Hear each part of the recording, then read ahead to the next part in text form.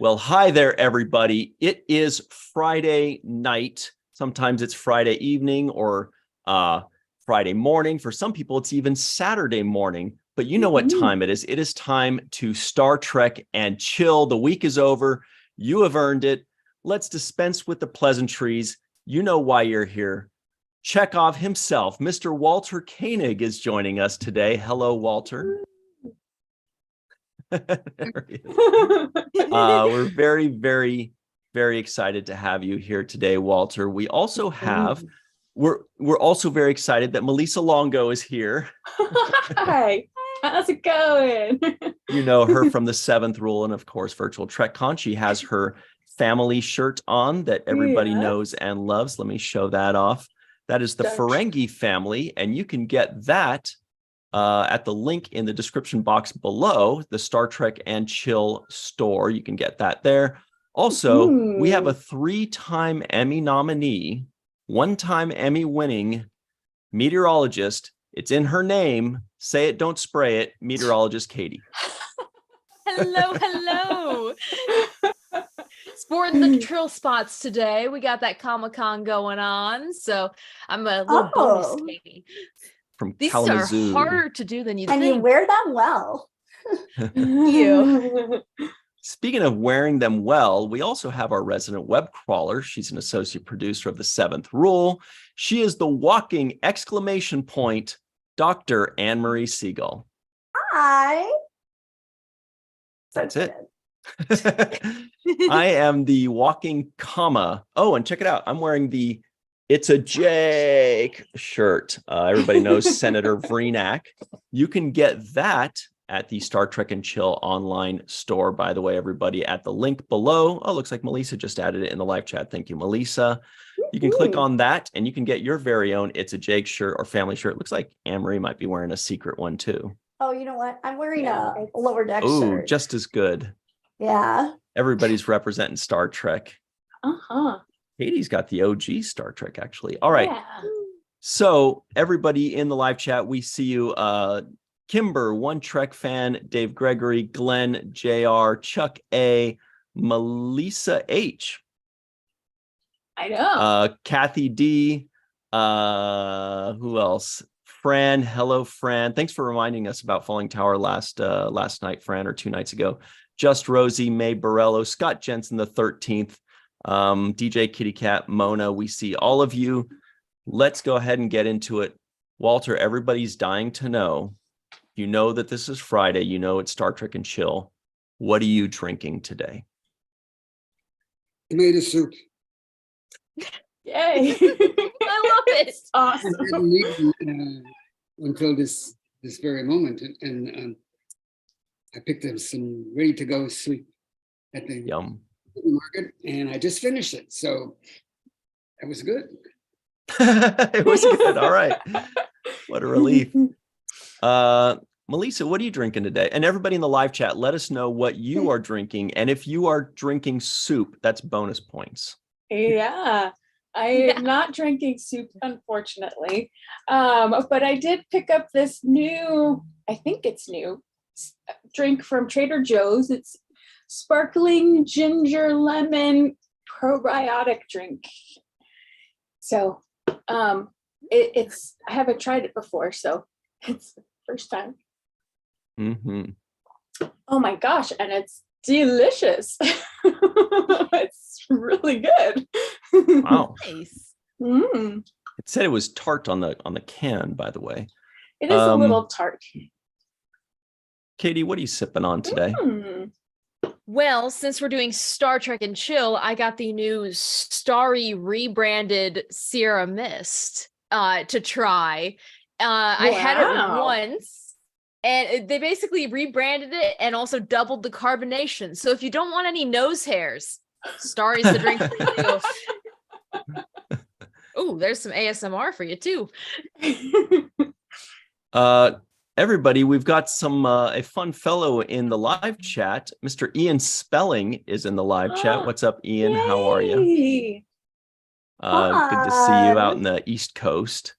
Dr. Anne-Marie, you're also in the East Coast. What are you sipping on today? You look sunburned.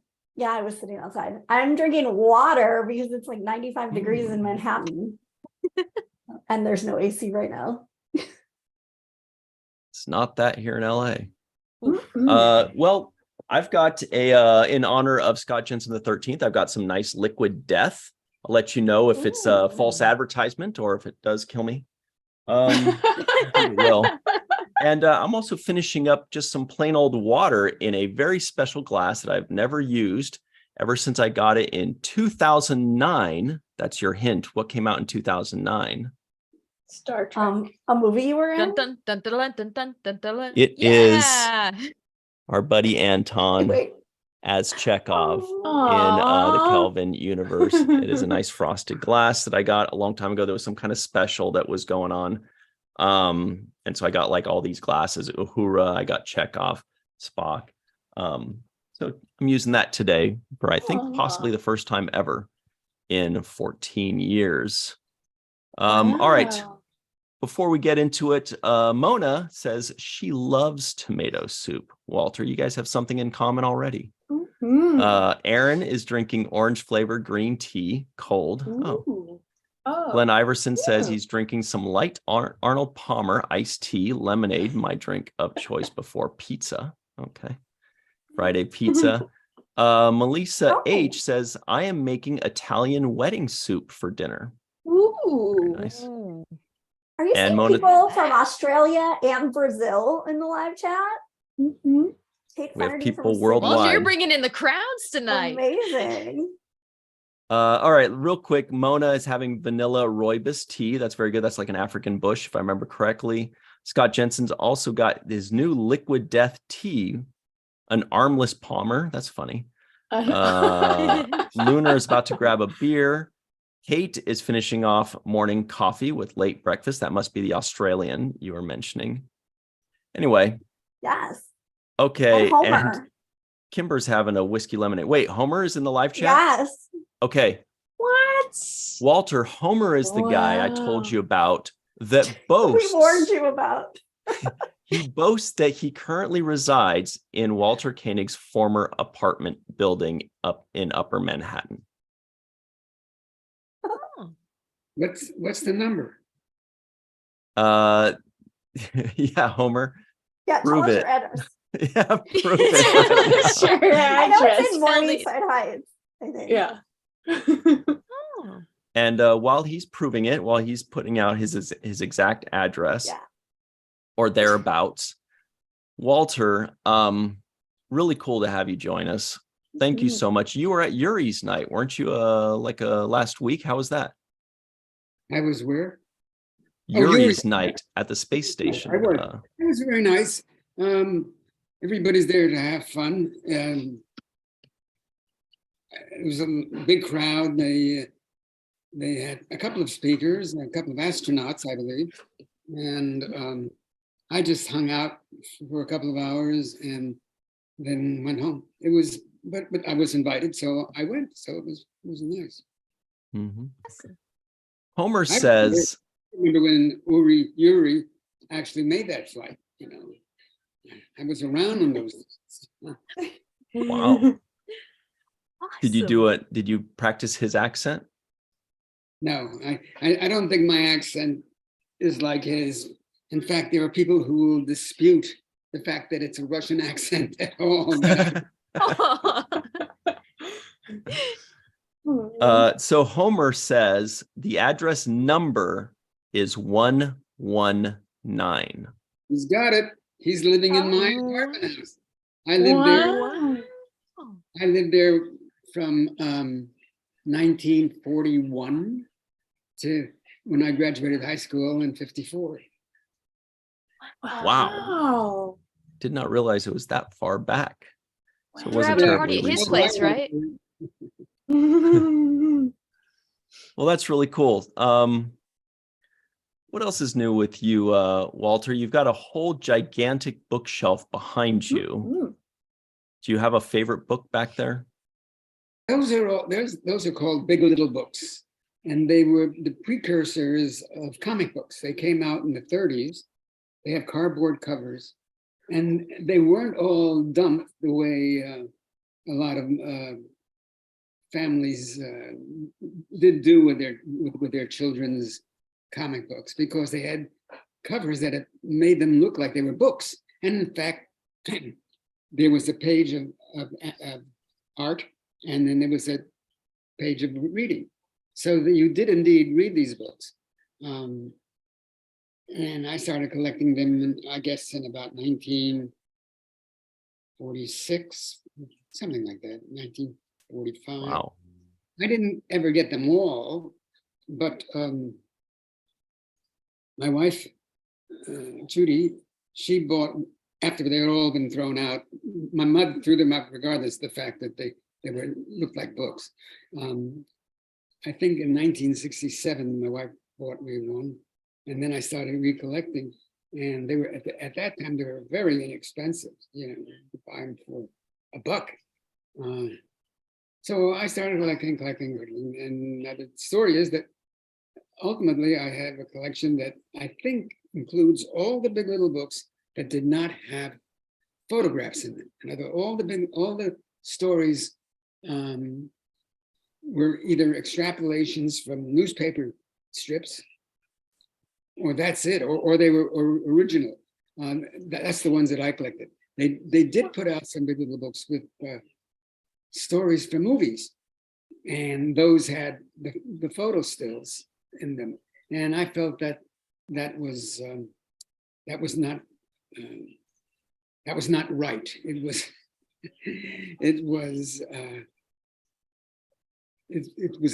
not what I had. Oh God, I don't know what the hell I'm saying. It was not that I wanted. Welcome to the club. Books that had photographs in them. I always wanted art. Wow. Nice. So our buddy Scott Jensen, the 13th in the live chat, who is also having some Liquid Death beverage, he says, Big Little books are so cool. Walter is getting cooler every day. That's quite an accomplishment. He said, you're getting cooler every day. Oh, hey, man. Yeah. I love that. It's the dab.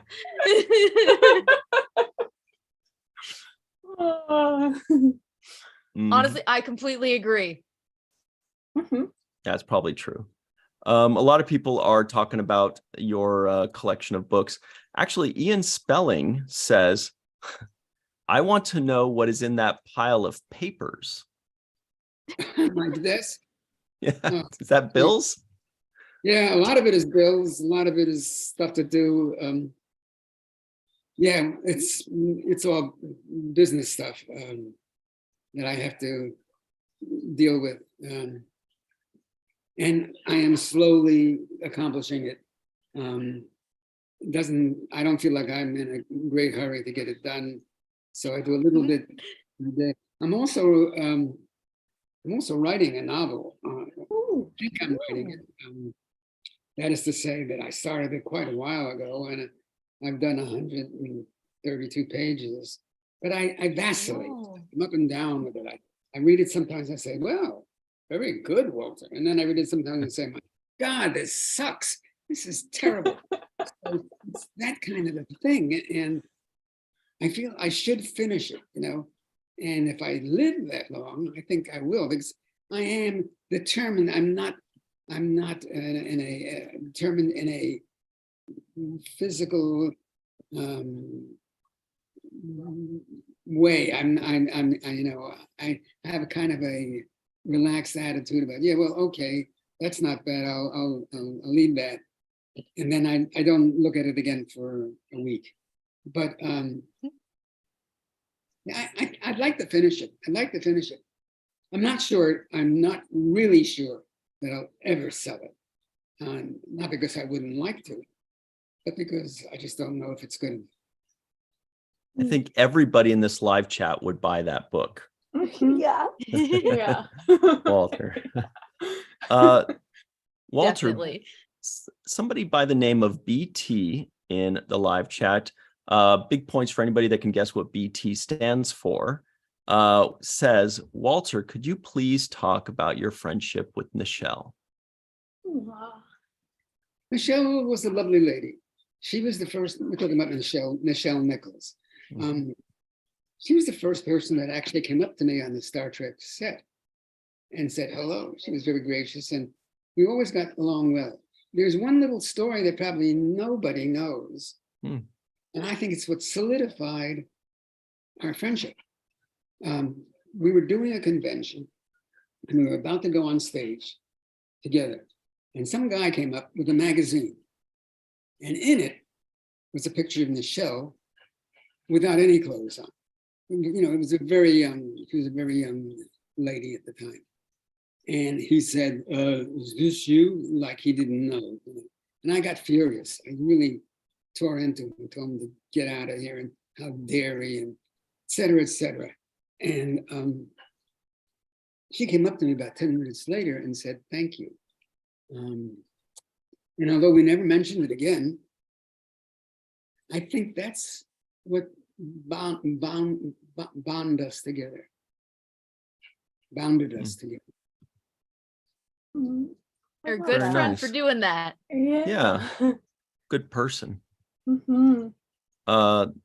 That's really cool. We all love Nichelle so much. Really cool that you got to know her for so many decades and have such a good relationship with her, working relationship and friendship.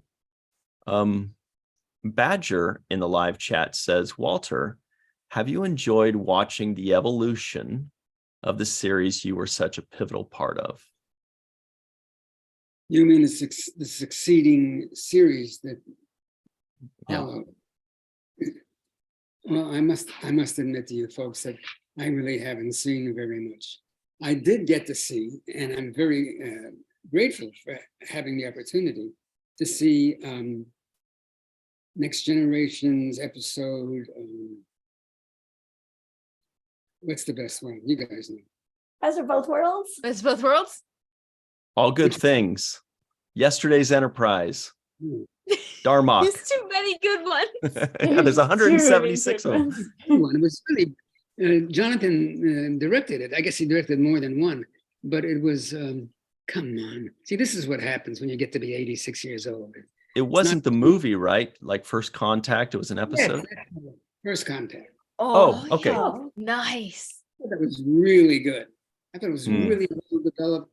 The characters were entertaining, and the story was absorbing. It was all very well done. My only question is, and it's a very candid question, probably inappropriate. Why did they cast Jonathan Frakes in that series if they weren't going to let him be the lover? They weren't even going to be the love interest. I mean, he's the handsome one. He's the tall one. Certainly He's the competent. love interest for the audience. Yeah. We're all in love with him. I mean, Patrick Stewart is a brilliant actor. There's no denying that. But I don't think he's the one that you should focus on in these intimate relationship kinds of things.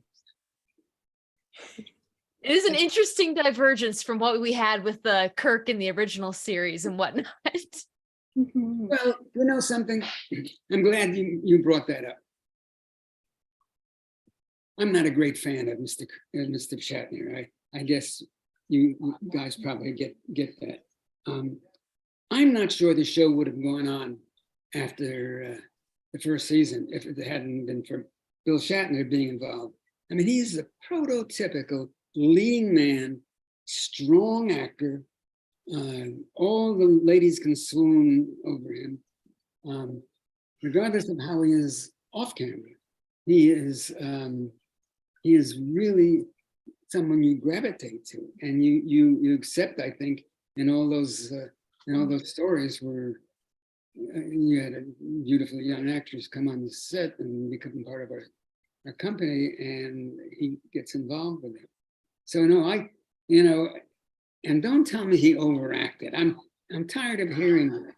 What we've got is a generation of actors whose lips don't move. They're Totally. Shatner was there. He was involved. He gave himself to that role. and I thought he was excellent in the part. Walter, I'm so glad you said that, because that made like 15 other questions pop in my head. What specifically, besides what you mentioned, do you think made Shatner such a great actor, or made such a great performance as Kirk, that helped with the longevity of Star Trek? Well, he's quite talented. He identifies with the character so well that you believe him in that role. He's had an exceptionally long career, and you have to defer to the length of his career, because he is a talented actor. I just get so riled when I hear people today, and I guess it's people under 50 or something, and say that he overacted, or any of us overacted. I don't think that's true. I think he was just true to the character and committed to doing the best job he could. That whole thing about when he screams, "Come on," damn it, there are not a lot of actors who would go out on a limb and do that. They would not take that much of a risk, because there is a risk. There's a risk of somebody saying, well, he's, I don't believe it or something. But no, I think he was, there were probably other choices that could have been made that were equally as good. There are thousands and thousands of actors, but I don't think there's anybody who could have done it any better. There's a lot of people agreeing with you right now in the live chat, Walter, which makes me think of something very quickly. Walter, you said the longevity of Shatner's career. You've got quite an extensive career yourself. Theoretically speaking, if Star Trek were to call you or send you a fax, I think that's what the kids are doing nowadays.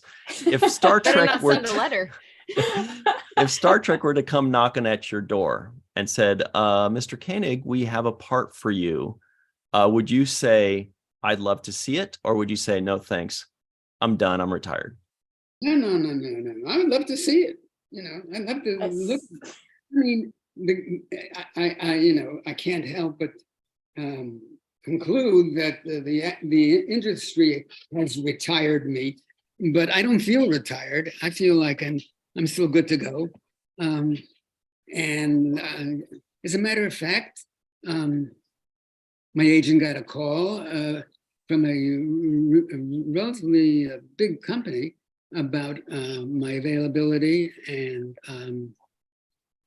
it's only like a 3 or 4 or 5 day, I don't know how many days, but it's not a done deal. They just wanted to know about my availability, and I said, yeah, I'm available. So sure, I like to keep working. That's great. So I'm just gonna message Terry Metalis and just be like, I got something for you. So awesome. I have a question. What got you into acting? What was it that drew you to the acting business? Well, when I was about 9 or 10 years old, I thought I wanted to be an astronomer. I just thought, the whole idea of space, what an adventure, And then I found out that there was a lot of mathematics and kill that, that was it. And then I thought, well, I was under the care of a shrink from the ages of 12 to 15. Who's talking out there? Is there somebody over? There might be an echo. Yeah, I hear a little echo, but that's it. Anyway, so I thought, okay, that's what I want to do. I want to be a psychiatrist. And then as the years went on, and I stopped seeing the shrink, not for any other reason than it was expensive, and I didn't think boy, I hear a voice really loud. Mm-hmm.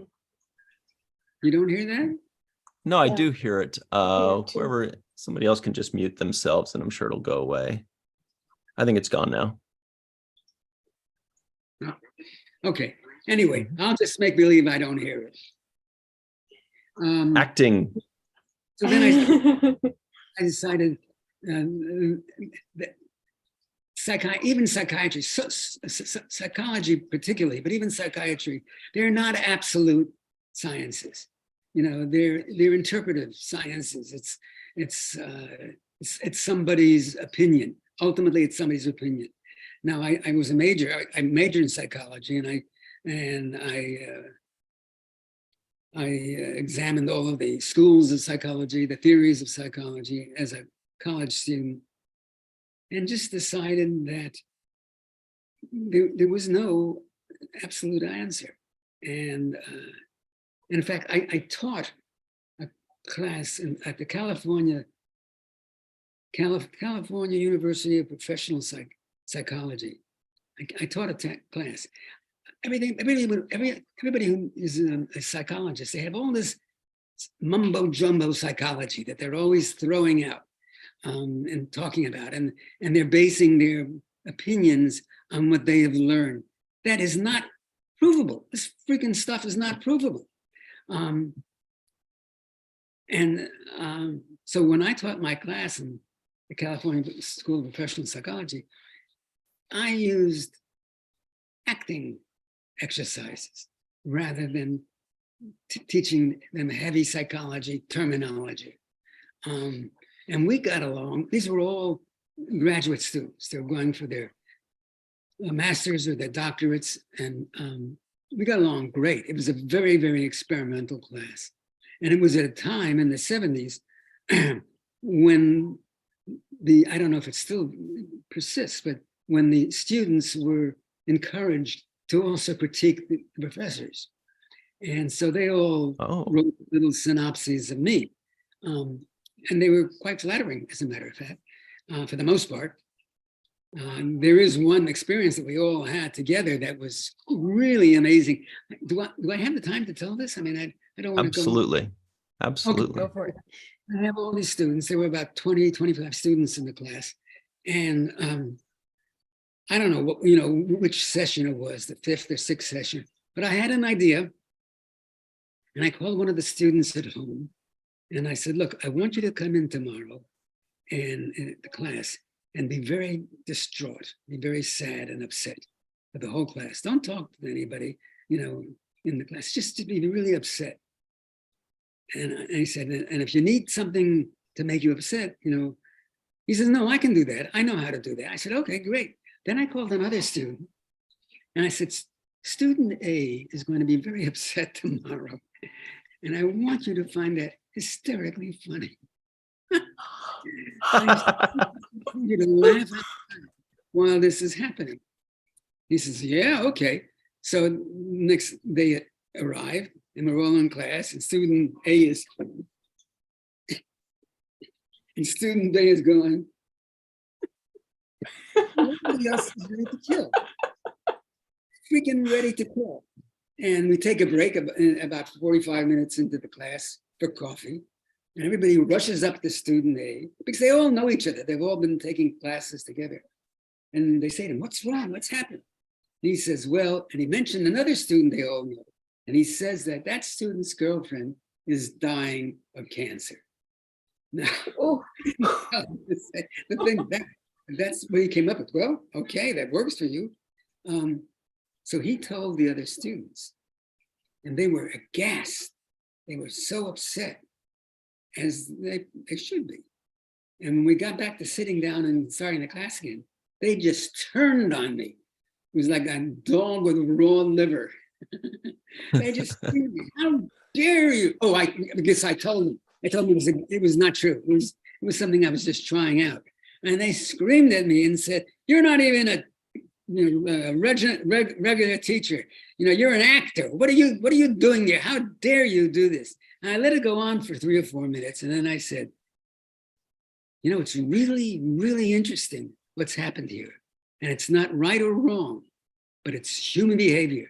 And that's what I'm asking you to do when you deal with clients in the future is that you extrapolate from your own experiences as much as reading polysyllabic words in a textbook about terminology, psychological terminology. Because what none of you have done, what has not transpired at all, is that nobody seemed relieved. Nobody expressed any relief in the fact that their friend's girlfriend was not ill. It's not right or wrong.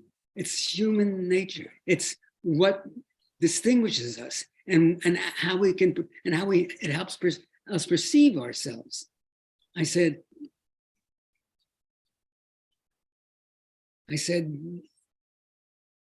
this is what life is about.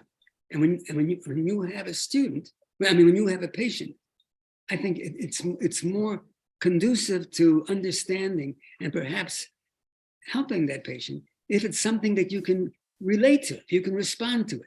If it's not simply all these words. So once they got over their initial distress and hostility, Yeah. Wow, that's amazing. I had no idea you did that. You were a teacher. Well, let me get to the postscript, because the postscript, you see a little bit of the other side. The next week, I gave them an assignment. I gave them an assignment for the next week to of characters in an Arthur Miller play called something Morning, and now I can't think of it. But there were like 12 or 13 characters, and I said, think about where they come from and what their history is, and how are they dealing? How would they deal with the language in this play, and what does it mean to them? So we got together the next week, and I had everybody sit in the circle, and they pick up their copies of the script, and they start reading. Well, I don't know that. What do you think? And they're all like this. They all have this second grade reading talent. And I'm listening, I'm like, oh my God, what's wrong with you people? Didn't any of you even go to grade school? Didn't any of you attend classes? How can you not be able to read? They said, well, what we're doing is not right or wrong. It's just an approach. Oh, they turned it my around. God. Oh man, they got you. So at the end of the semester, we each gave each other very good grades. Aww. So you took it well when they turned that on you. You were happy about it. It's like, Wow. well done. So, Walter, we have a I few love more it. questions in the live chat here. Here's a great one. Just Rosie 5 asks, Walter, are there any fun stories from your time working with Renegades and Star Trek Ooh. New Voyages that you wanted to share? I'm rooting for Renegades because I worked with I him on know. Renegades. Lisa too. Same. Yeah. Like the idea of working and just performing is just important to me. So I don't specifically remember any moments that would fall down laughing, but I just thought it was an opportunity to perform, to express myself in those terms, and I have good memories. I mean, I don't think either of those films were extraordinary, but I think they were really good efforts. And I enjoyed working with the people involved, everybody involved. No stories about that. I mean, I've got a story from Renegades that involves you that did make me fall down laughing. Sadly, I cannot share this live. I'll have to tell it to you later. I'll have to remind you of it later and see if you remember it. But I still, to this day, mentally quote that moment. It was something that you said, actually, here's something I can relay was, and I think I first met you on the set of Renegades with Tara Page. If you'll recall, you, me, and Tara Page shared a scene. This was in October of 2013. And one thing that you did that now I can laugh at, but back then I didn't, was when you're walking with somebody, you would pretend to stumble. And it was just like a quick little stutter step. And we all go like, we freak out and you just go along on your merry way. I don't know if you still do that, but it sure worked a few times. Now it's no longer pretending. It just, no, but I did have one moment there in that film that I do remember, which was not funny, but in retrospect, it was kind of interesting. It was an actress. I'm not going to name her, but there was an actress who had done on that picture, who had done some first very big features, very, very big features, and was the leading lady in those pictures. And I was having trouble remembering my lines in a particular scene. I couldn't get it. I just kept stumbling on the lines. And I said, God, I don't know what I'm going to do. And this young lady said, give those lines to me. I'll do them. And she was deadly serious. What? That's the answer. Wow. Wow. Yes, I helped them. They got the lines, and we were able to do the same. But I thought, whoa. I mean, she's a long way, to be trying for the leftovers.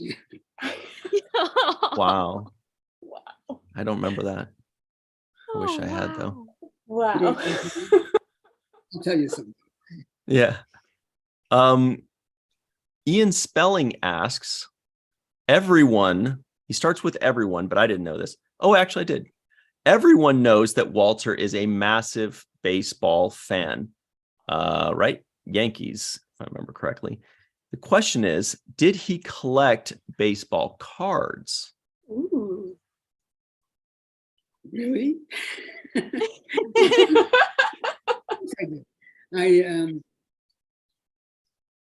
During the war, beginning of the 1940s, 41, 42, there was, among other things that were difficult to get, was paper.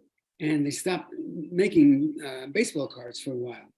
And they stopped making the gum that went with the baseball cards.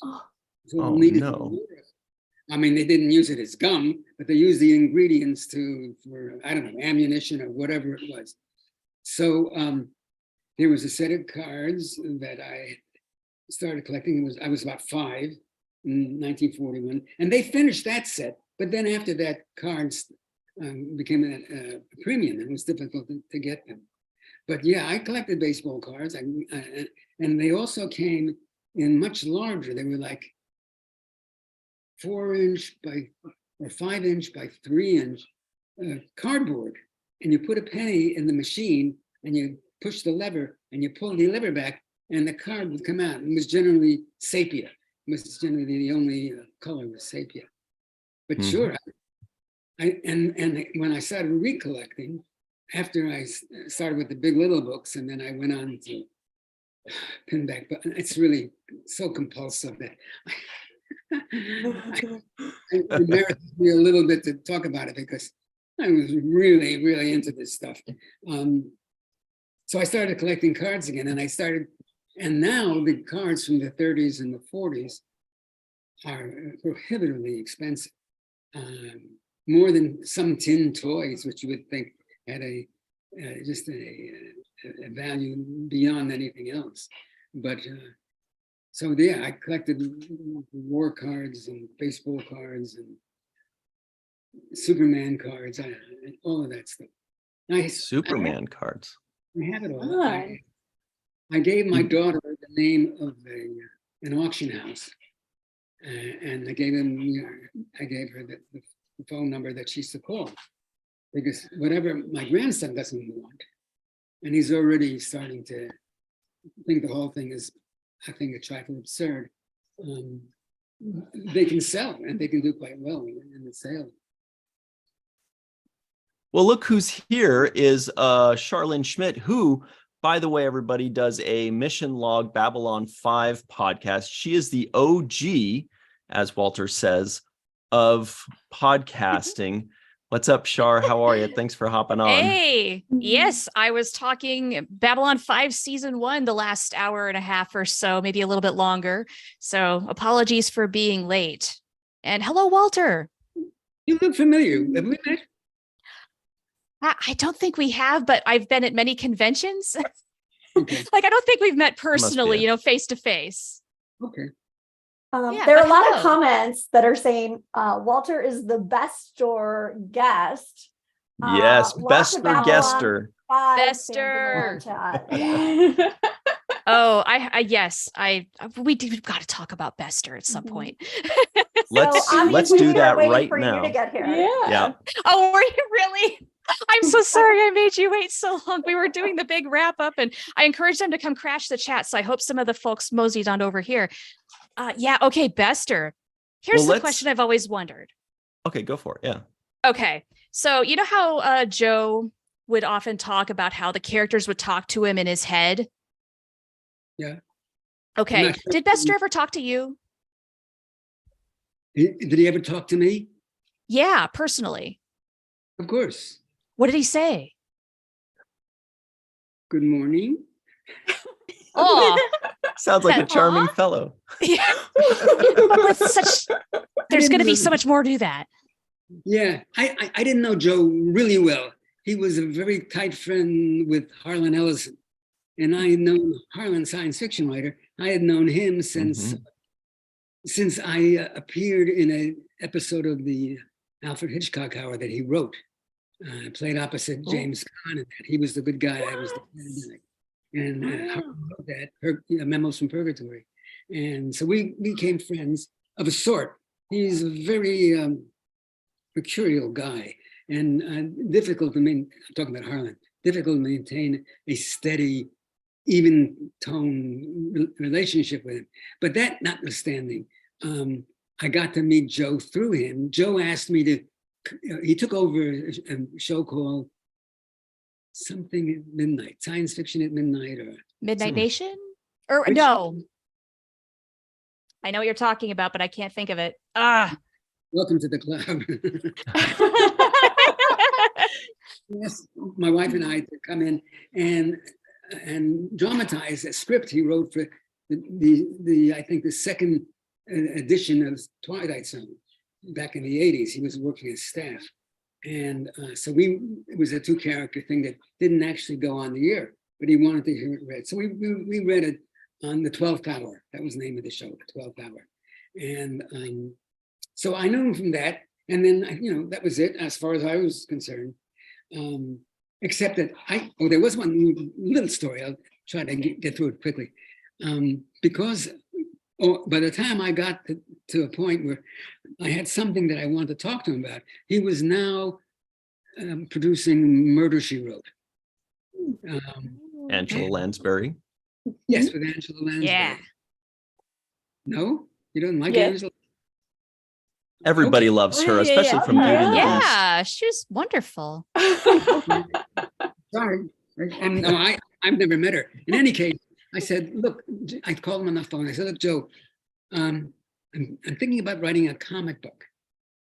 And I know you're working on it on Murder, She Wrote, but would you have time to collaborate with me? I'm surprised that I had the balls to ask her that. I mean, she's a working producer, for God's sakes. And I'm talking about a comic book? He says, well, come on in. So I came in and we had lunch together. And I told him, and he says, I really don't have the time. I said, well, okay. He says, but I got to tell you something. I've sold a series. It's called Babylon 5. Ooh. And there's a scene that I have in my mind. What do they call the area on the show where there's something Agula, something where everybody would go for lunch and dinner? It was an The outside- Zocalo. Yeah, that. I had a feeling it might be the Zocalo. That's what we call our show. Perfect name. So he says, I have this scene in mind where you're sitting with somebody and the camera flies over your head. It zooms past you. not zooms, but moves past you. And as it moves past you, it hears you saying, well, on Star Trek, we did it this way. That's great. I'd love to do that. What fun that would be. But as you all know, that never happened. Instead, he found the part for me to play. And I was, and the initial tragedy was that I had just suffered a heart attack and I wasn't available. I was in the hospital recovering from a quadruple bypass. So I called Joe and said, you know, as much as I would love to be on the set with you guys, I'm just not going to be available for several weeks. He says, well, that's okay. You know, we'll try to hold it for you. I thought that was amazing. A producer would try to hold the show for you, a particular episode. Well, I got better and he called me back and he said, the problem is that we ran out of scripts. So we had to use that script and we had to cast another actor. I said, well, okay, I get it. Thank you for trying. He says, but I'll find something else. And that usually is a sign off and you don't ever expect to hear from that person again, you know. See you later, you know, it's that kind of thing. Well, as some part of the science fiction world knows, he did find another part. And instead of being a one episode situation, as it was initially explained to me, it became a 5-season recurring character, which I had such an enormously good time playing. It's one of the, you know, it's one of the absolute delights of my career. It's when I talk about, you know, people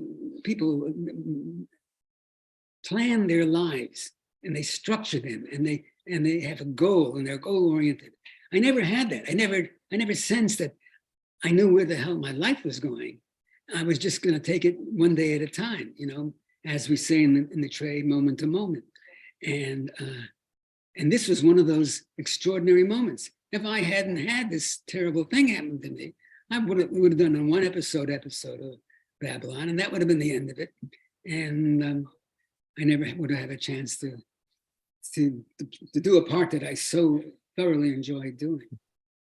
You know, it's Walter, interesting you said that because I was with Terry Farrell at the Grand Rapids Comic-Con today. She mentioned the exact same thing, how she didn't have that goal in life. She just was open to new possibilities. And that's what led her to her eventual path. And I find that interesting that both of you led it that way, because that seems like the way to go, is just to be open to new adventures. Yeah, well, you know, I didn't come from a goal-oriented family. My father was a jobber. He bought things and he sold things, and that's pretty much. But he was a very bright man. And early on, he represented the RCA Victor because he could speak 5 different languages. And so we went to Europe when I was 6 months old, Poland and France. But anyway, yeah. So I never had an allowance. I mean, most kids get an allowance. Even back in the day, kids got an. I never asked for it. I wasn't materially oriented. If I needed to buy something like an RPM 45 RPM record, I'd say, "This is what I need." He says, "Go to my coat pocket," and he'd have like $10 in change in his coat pocket. So I take out the quarters that I needed, and that was it. So he didn't want me to work when I was in college. He just wanted me to be available to study and go to class. So money was never terribly important to me. And as a consequence, when I finally determined what I was going to be was an actor, I knew there was no way that I could shape that career, that I was in a position to determine what I would work in and what I wouldn't work in. It was all hit and miss, you know, and catch as you can. So that's the way I sort of dealt with life. And Star Trek, I mean, you know, guys, I've told the story so many times, I'll just cut to the chase. I found out that I was cast on Star Trek by a guy who was on his knees with his hand on my crotch. And I was saying, "What are you doing?" And then I saw the tape measure in his other hand. He says, "Well, I have to measure you for a costume, don't I?" That's Wow. It reminds Welcome me to when Star Kate- Trek. You know, I heard that story a little differently, but I'm glad you told it No, that no, way. That's the real one. It's something that happens on Star Trek. Did you know that Yeah. Kate Mulgrew caught the action figure person taking photos of her rear end and she didn't figure it out until much later? What was that? Oh. It was Kate Mulgrew, Captain Janeway, and this person was taking photos just of her butt. And it was for her action figure so that they could get He was like, the no, I just proportions want to right." get your figure perfect. Yeah. Was what he said. And apparently that was legit. That it really was his job. But could you imagine? Like, what is this creep doing? My best Star Trek figure looks more like Keanu Reeves than it does look like me. Accurate. Hey, Walter, Puka in the live chat says Walter is the nicest person in Star Trek. Do you agree or disagree with that? What's that? Who's that? Puka says Walter is the nicest person in Star Trek. Have I met this person?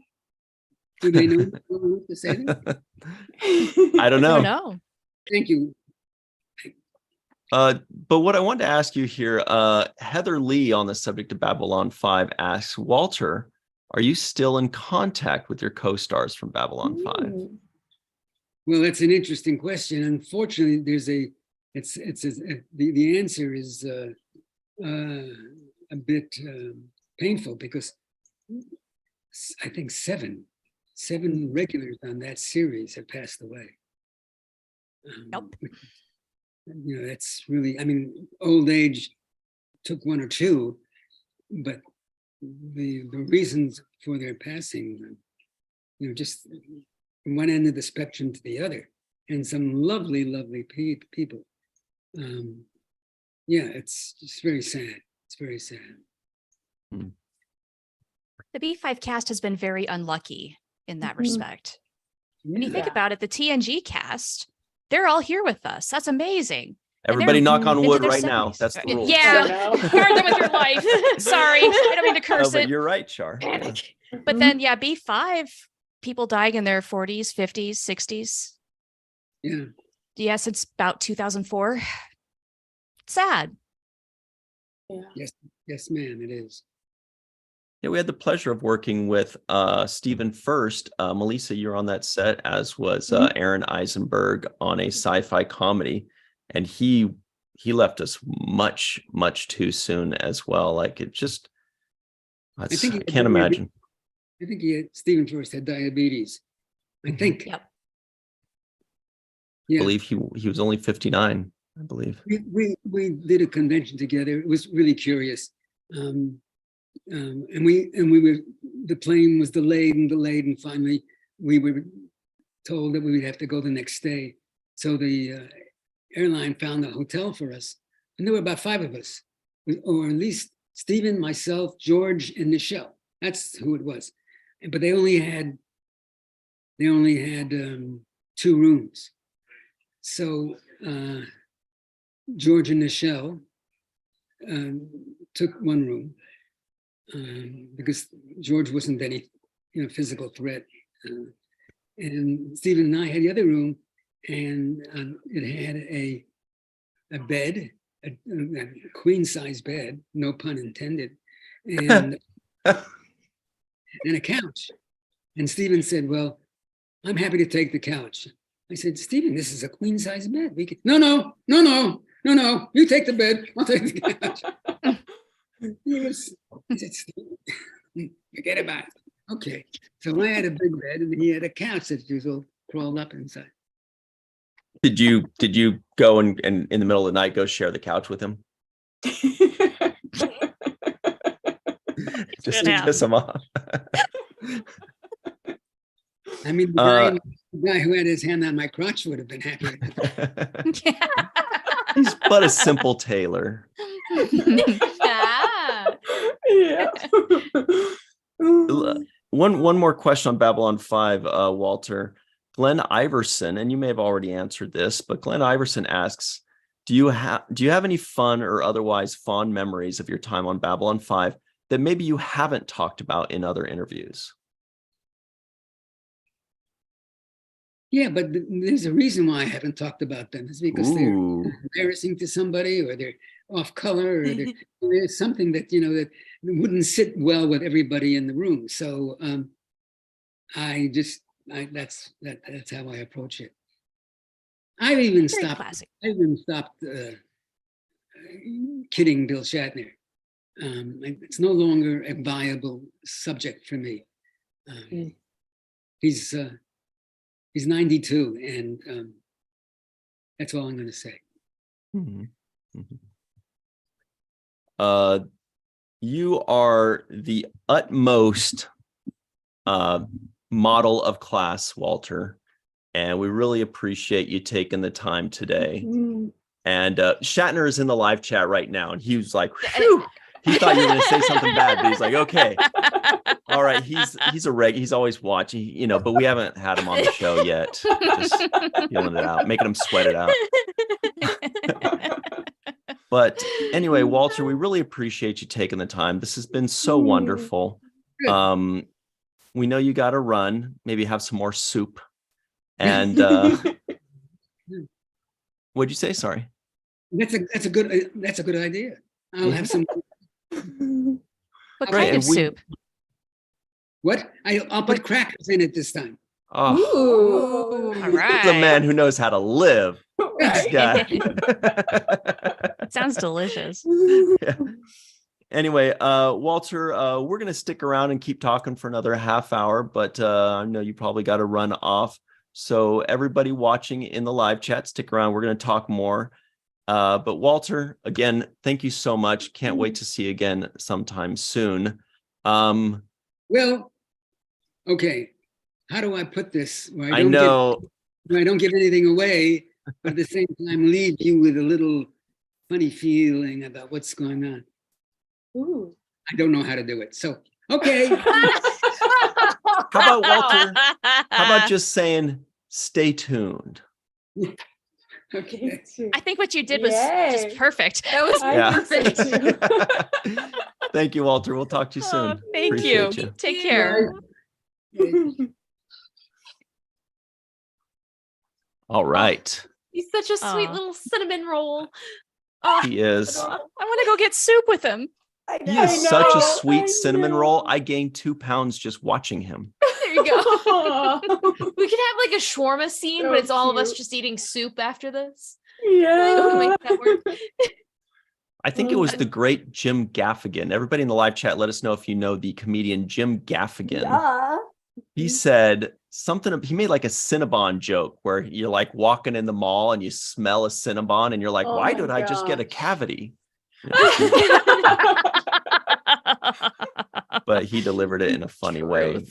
He always talks to himself. He's like, is he gonna make jokes like this all the time? Anyway, it's funny. You gotta go check out Jim Gaffigan. Yeah. Well, that was a lot of fun, you guys. And I can't wait to remind Walter of the funniest.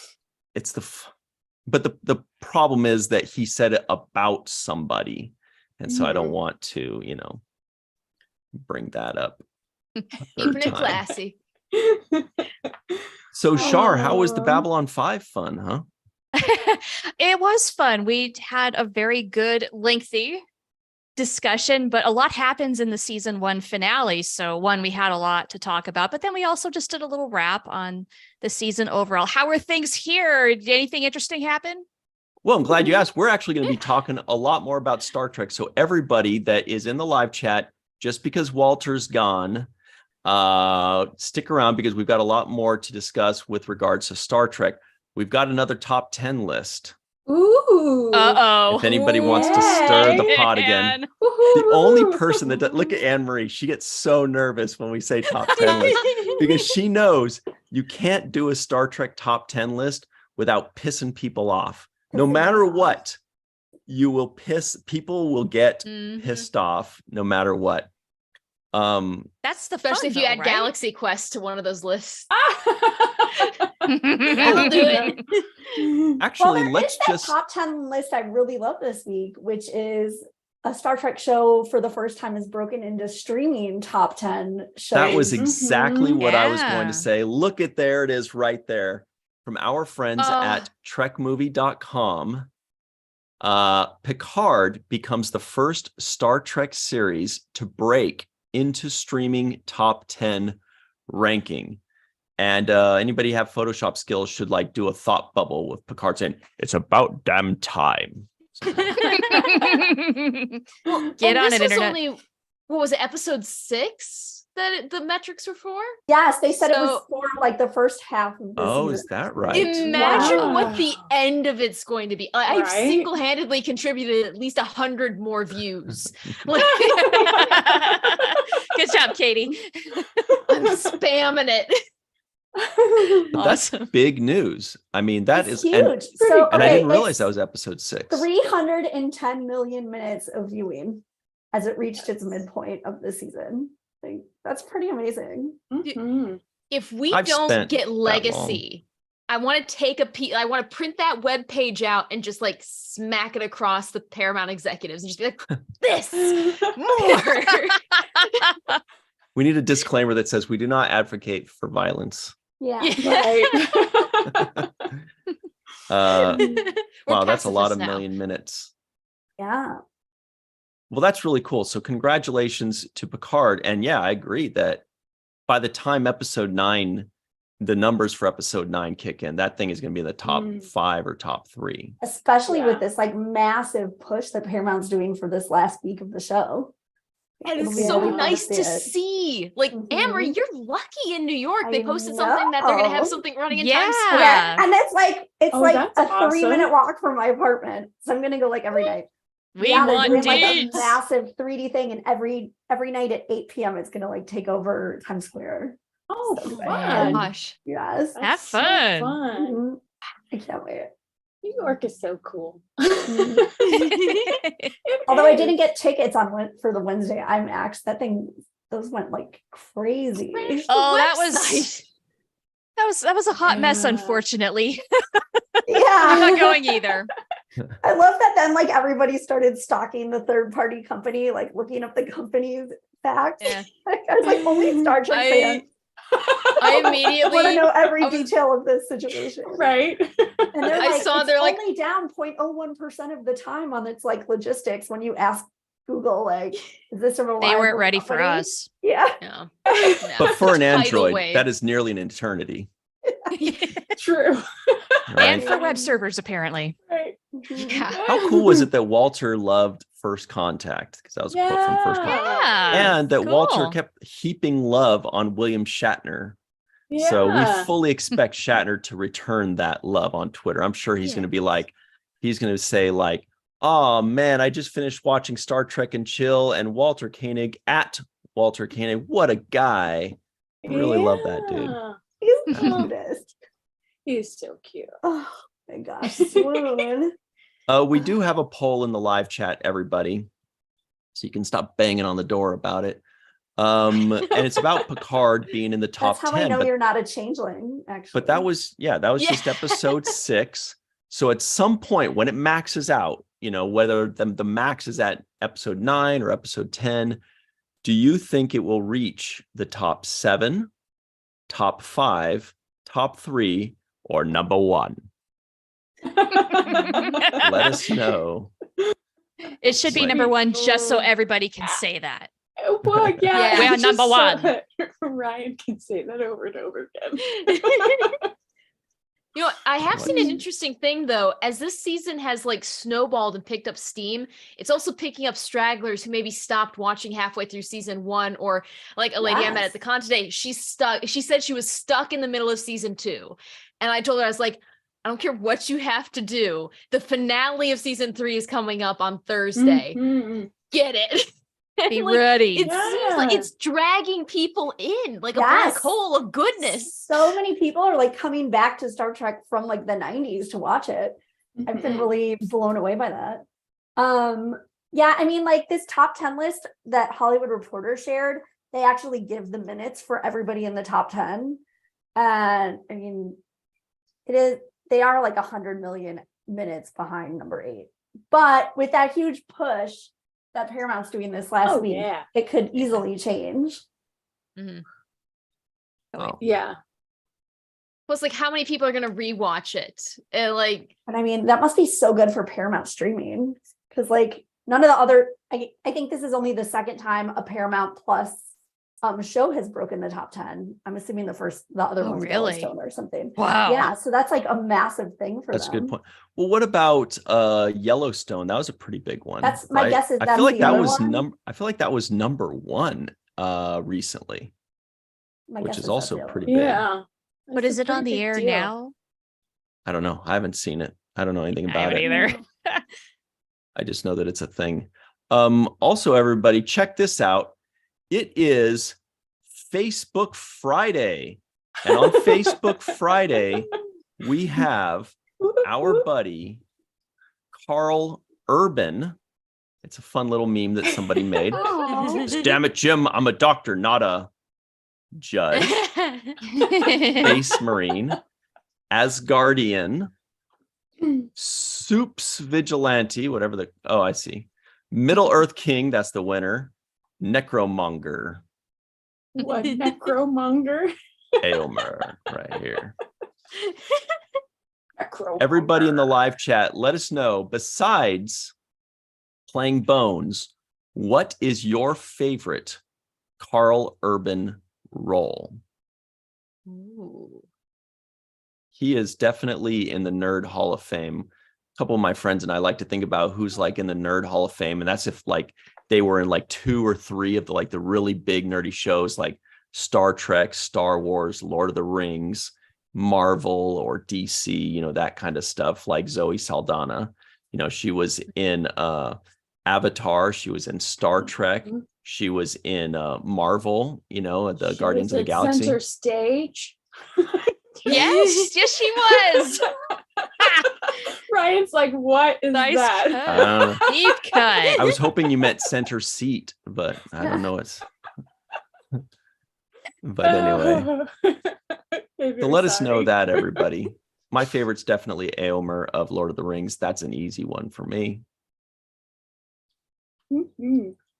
Oh, I love One Trek fans comment. Like, I really did enjoy Walter saying nice things about Shatner and how he made Star Trek the franchise that it is. Like, what Yeah. a class act. He's so lovely. What a gentleman. That's big news. This looks amazing. Yeah, it is That's great very kind. news. Like, you can totally disagree with people on certain aspects of their life, but you can still be cordial. Leading by example there. Exactly. Yeah. Yeah. Mm. Anyway, so that was the snowball effect that we were talking about earlier. Mhm. John Lutton says, yes, Melissa. love That's an John Lutton. aggressive yes. And Yes, then he says, he's- I loved Center Stage. Yeah, and and BL Donna says, Murphy's Melissa in loved it. that. Donna Murphy's in it. Who does she play? She's the Oh, teacher. Surin. One Is of she? the Oh. instructors. Yeah. She plays Picard okay. in Insurrection. Yes, she does. Ooh. Ryan. Look at John that Lutton. neck. He does should probably go with me. So he's going to be at the Saturday party tomorrow in New York at Barracuda Bar. If anybody here is from New York, 6 to 9. You can find more I'm just gonna- information at To Proudly Go. I want to just send my brother into that. Like, he's not into Star Trek or anything, but he lives in New York, and just be like, I'm gonna live vicariously through you. Just go. Fun. There's bingo, drag bingo at 6. Super fun. Oh, he needs Wow. to go see that. Nice. And the Queens tomorrow we're doing Keiko, Crusher, and Troy in honor of TNG. Oh, Ooh, awesome. Fun. That's fun. Pictures, please. Yeah. Yes, all Yeah. pictures. Post pictures. Funny, when you said drag bingo, I actually pictured like the dog Bingo dragging himself across the carpet. Yeah. I don't know why that's what I pictured. Because you know, a dog, whatever. Brian, why? We'll cut that out in post. But when you said bingo, it made me think of that song with the dog. I gotta. No, no, no, Been a no, long no, week. no, no, NGO. no, no, no. Not in here. No, no, Oh no. my gosh, I Yeah, love not- bingo. It's Not a shame in- Porthos's name is a little too long for that, because then that could have been a whole little Yes. children's thing to get Oh, together from. Right. dang. It's a good one. Oh, and Amory, did you give the exact time and location? Barracuda Yes, Bar. Barracuda Bar, iconic Barracuda Bar, 6 to 9 p.m. in Chelsea, and you can find more information at To Proudly Go, which is now is a that registered trademark. 69 in Chelsea. Got it. Okay. Is that every week that y'all do that? Yes. Because I'm going to Every be in New week. York here in May, and I might have to swing by. Yes. We might take Do like it. one random week off in May just because like It would probably be in the week gap- then. Well, we'll see. We'll see. Because we have that bar space. So we're gonna do like other Star Trek episodes and things in the interim. But yeah, it's super fun. And we raise money for charities. We're a 501c3 and it's just the best time. And if you know Star Trek trivia, usually you can get some free drinks Nice. Ooh. and prizes. And I will All the say I free almost water. wore my To Proudly Go shirt today, but instead I went with this that one. 'cause one's I was super like, cool too. I wanted to show off for Walter. But I'm sure he didn't get it anyway. He's like, I That's don't all right. get this reference. You guys want to do this top 10 thing? Yes. Okay. Okay. You're outnumbered, Anne-Marie. All right, here it comes. Or everybody in the live chat, let us know here what it is it's every Star Trek premiere episode ranked worst to first. Well, let me just say that Okay. the Lappy Awards already did the most like definitive version of this because we actually polled Star Trek fans That is true. instead of just one person. But okay. Right. So everybody, you have like 20 seconds to vote on this thing. The question is, do you want to do the top 10 list? Yes. Go, do it now. Or no, scary. No,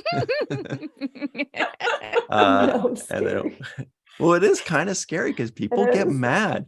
I don't know if you Well, notice, but Star but- Trek fans get mad about things.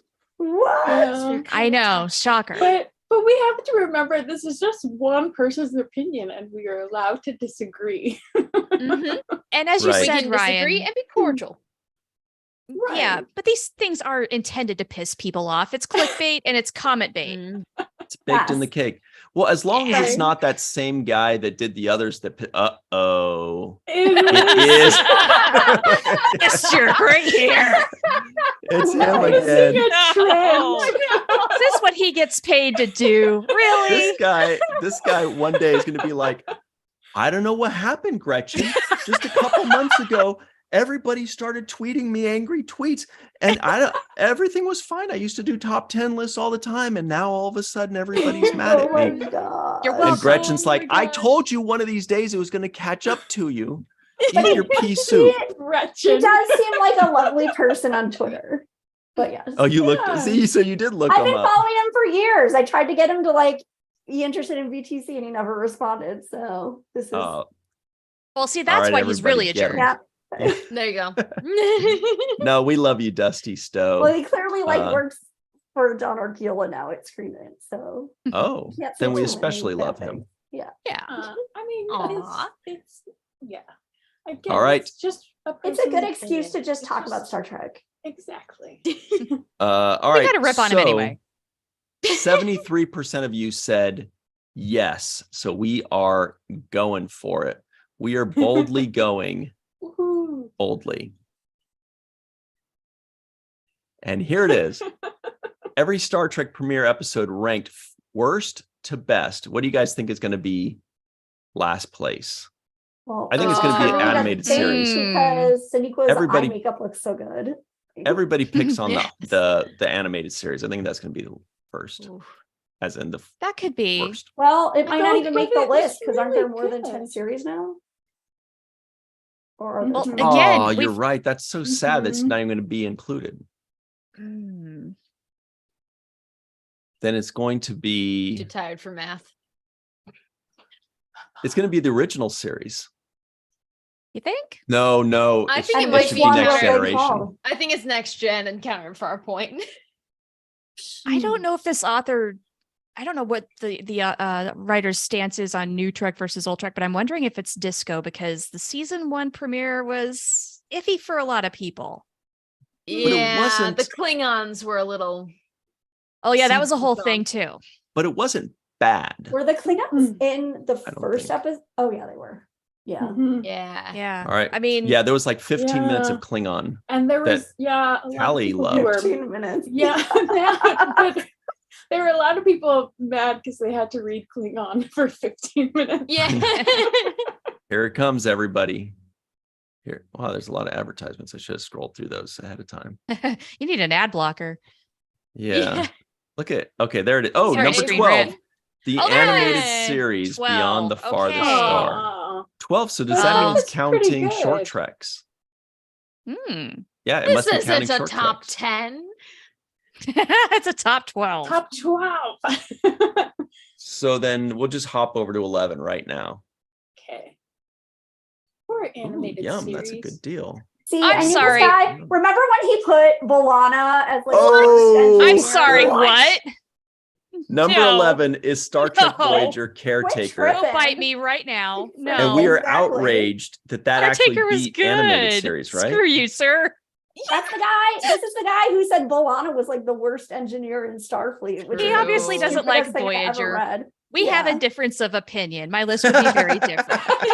I'm trying to be classy like Walter. At least It's not going well. fun plot. It had a good, fun, It was literally really Yeah. good. Yeah. Can we read this? Yes, What's I his will issue? agree. Quark What's was the in problem here? Yeah, Quark was in It it. was a crossover. But even Quark couldn't save it, I guess. No, wait. This is a top 3 at least premiere. That That's would right, have at been- least. It's not but, a number 11, sir. Honestly, I would well, have had that I'm as my number 1. surprised. I love when Ryan reads the description to try He and like said- get a real yeah. reason. The Ocampa and the Kazon immediately felt like second tier. No, I disagree. I definitely liked the They Kazon started idea. off fine. They You're started wrong. off totally fine. You had Yeah. no idea what was going to happen. Jane, he says good things about Janeway, dynamic, Yeah, compelling yeah. character, heavy lifting. So he doesn't really say So anything first of bad. all, Oops. you're talking about all Oh, well, 7 there's- seasons when this is There's about Disco. premieres. I can't say I'm surprised. Discovery is number 10. Everybody just listening in. Star Trek Discovery is number 10. Melissa is nodding. She agrees. It unfortunately wasn't a great start. It was Yeah. all right. I don't it want to was say all something right. mean, which is I love how like Wait a minute. Did you just say I don't want to say I don't something want to say mean? something mean, which but I'm gonna is- say this, which is I mean, you just have to notice that like his top 10 lists often have a lot of pictures of women at the bottom. I don't think it's a good look. Is what I have to say about this. Okay. Well, That's let's. not You mean at the good. top? Yeah, I got you. Yeah. Well, let's see if this trend continues. I think. I think Next Generation should be 9. No, I mean I love Next Generation. Honestly, That's my yeah. baby. But yeah, Encounter Yeah. at Farpoint has problems. The Mhm. jellyfish. I love the jellyfish, but Yeah. Hey, Ryan Galloway out in Canada is in the live chat. He says, Hey. I also hello. hated Caretaker. He says Caretaker is the worse than any Star Trek episode, including Shades of Grey, he says. Wow. Okay, No, Well, he you didn't say love- that. He just said, I I love enjoyed Shades of Grey and Caretaker. you know That's what he it. said. Wow, I was about to. If anyone says worse than Shades of Grey, immediately my brain just goes. Everything else is irrelevant. But no, it was I just freaking the love April Shades of Grey. Fools, 'cause we're- All right. Number 9, you guys. Okay. Here Bring it it. is. There it is. It's Yeah. Next Generation Encounter at Farpoint. Yeah, See, that's I fair. think I would have switched That Voyager. picture makes them look like they're either going to With- punch each other or kiss, and I can't decide which one it was. Why not both? It really is. Then it's perfect. That's Picard it and was a Q. great Yeah. screen grab. Mhm. Well, I mean, it is Yes. a fun one. I would rank it higher than this low. You guys, Anne-Marie in the live chat just used her emoji this is for my Encounter at Encounter at Farpoint Farpoint. They emoji. look like the little Yeah. jellyfish. Party streamers that are Oh, like that's blue and pink. cute. So everybody in the live chat, this is very important. While you have time right now, give us your number 1 best first episode, number 2, and number 3 in order. 1, 2, and 3. Oh, yeah. Aaron has already said TOS is number 1. I'm calling it. Well, would they go by the Cage or the Shatner? They'd probably go by Shatner, right? Probably. Don't know. I don't know. Good question. Don't know. All right. Oh, this is interesting. Number 8 is the aforementioned Cage. The Cage. Wow. Okay. Star Okay. Trek, the original series, The Wow. Cage. So I Okay. Maybe they wonder put if both Yeah. of them in. that means Find Short out. Treks is out. If that's the Right. case, Oh, Short Treks is that's- out. That's rude. That's okay. And then, so they'll have The Cage and what's the And- original series pilot called? Where no man has gone Where no before. man has gone That's what I before. Okay, Yeah. good. There's always like a little bit of like, is it Production order or versus is it- yeah, that always Yeah. happens in airing Star Trek order. trivia. Life is rough. Um, Being a Number Star Trek fan is not 7. easy. Oh crap! I forgot Strange New Worlds was an option again. I Now I have to know, read it in my which is a list. really good one.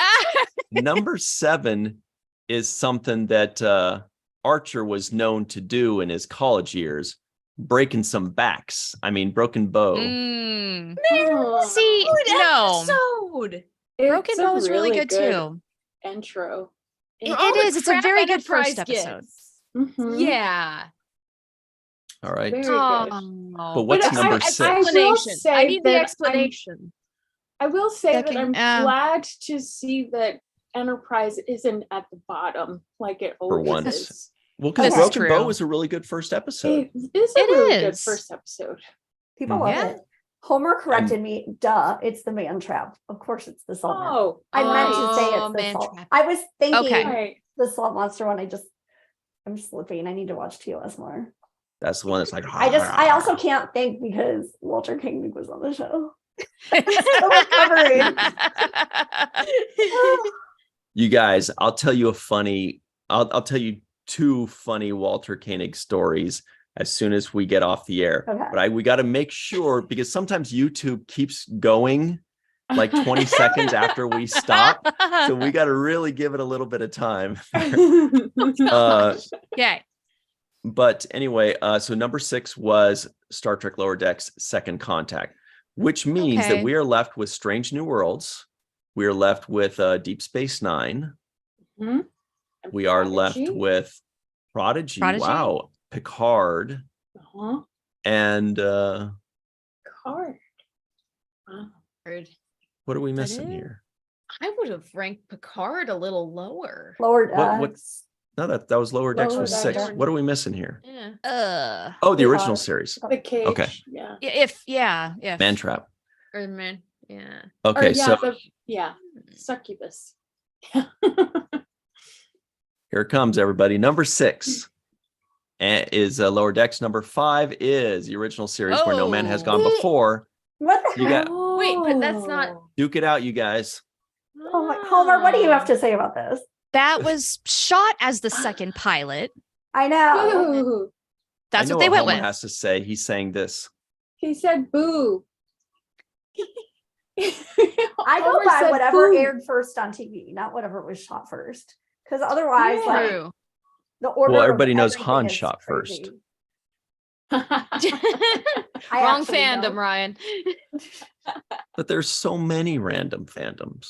Hey. All right. So number 4, any guesses for what number 4 is going to be? I'm going to say Picard.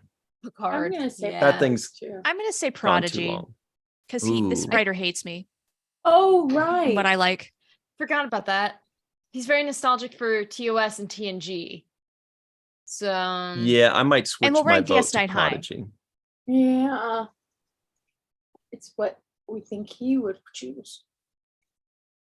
Prodigy. Hey. Good What'd I work. tell ya? Jane. Good work. It was a great first episode, actually.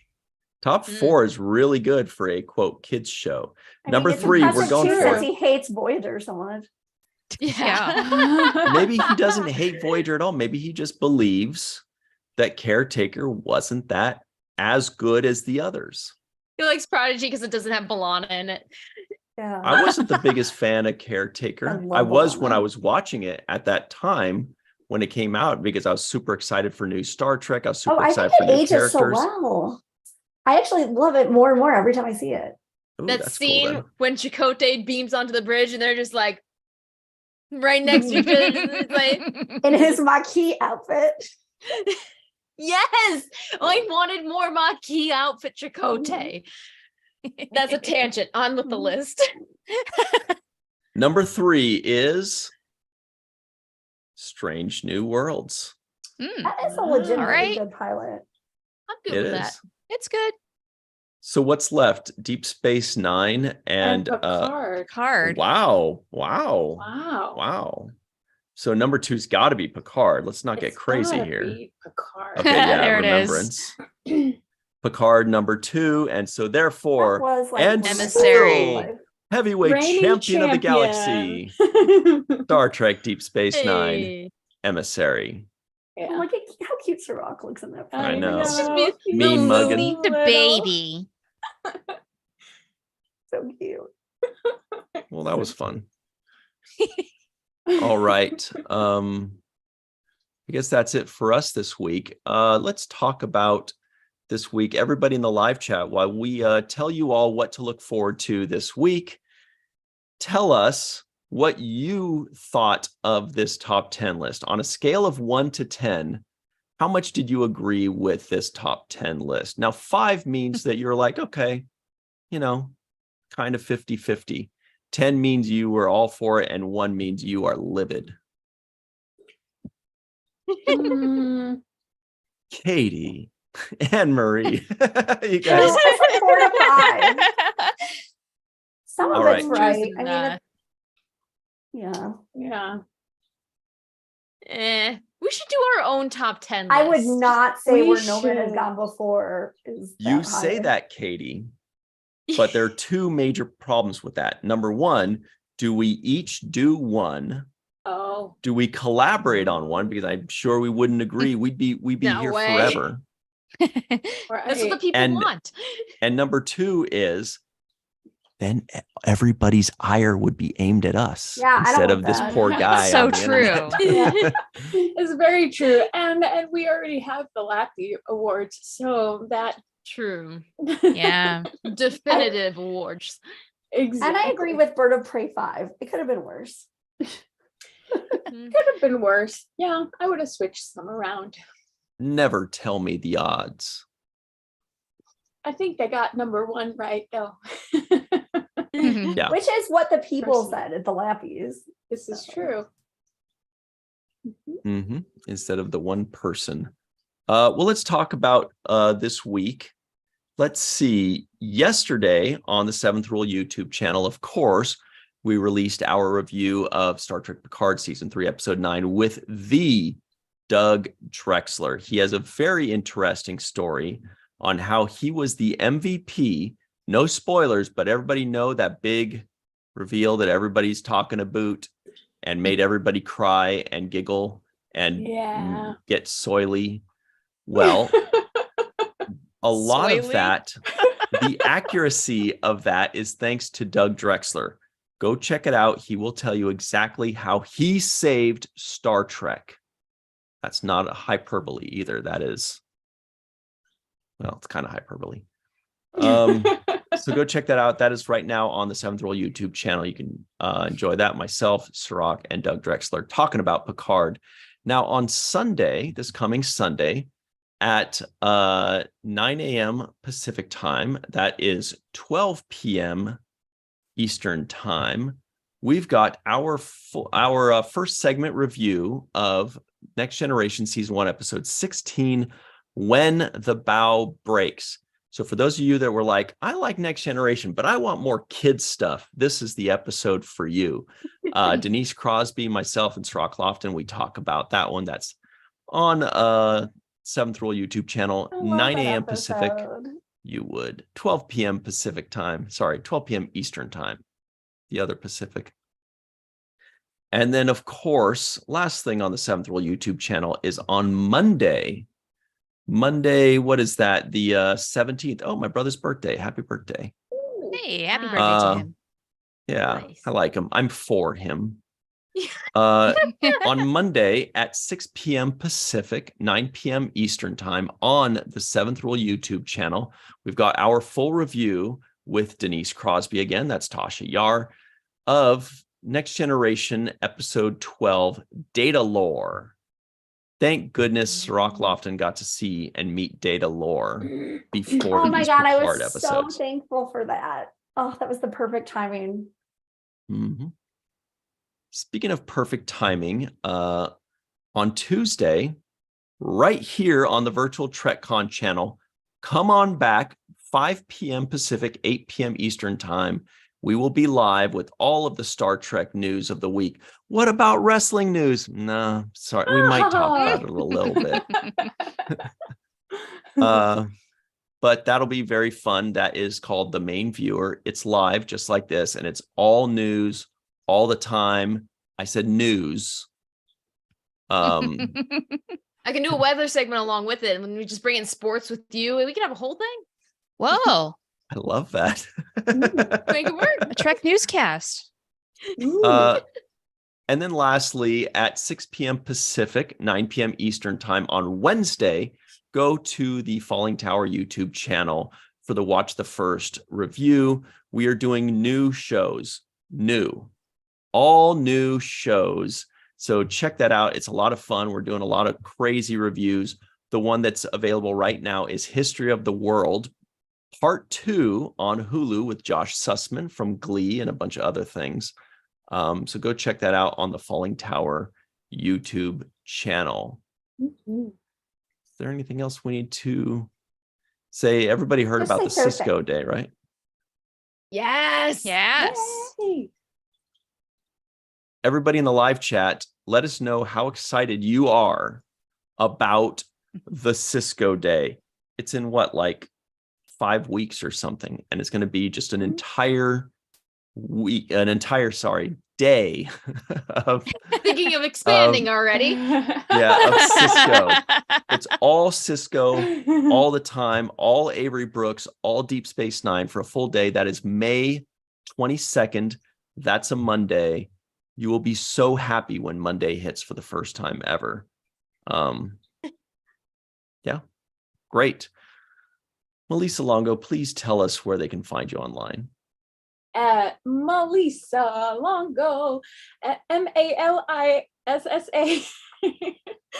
Melissa, on social media, and the introvertedrepublic.com, where Rocking Art made by Melissa is there now.